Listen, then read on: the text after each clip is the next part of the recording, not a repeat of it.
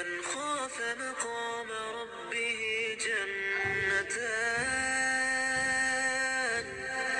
فبأي آلاء ربكما تكذبان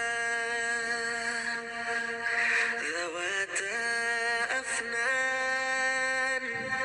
فبأي آلاء ربكما تكذبان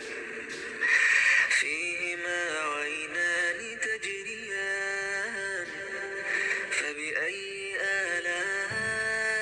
ربكما تكذبان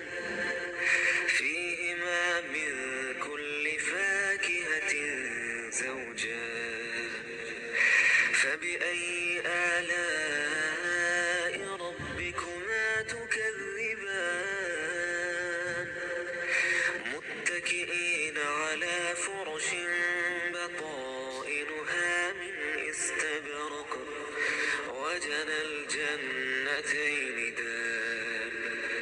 فبأي آلاء ربكما تكذبان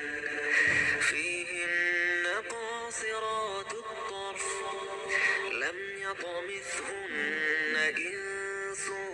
قبلهم ولا جان فبأي آلاء ربكما تكذبان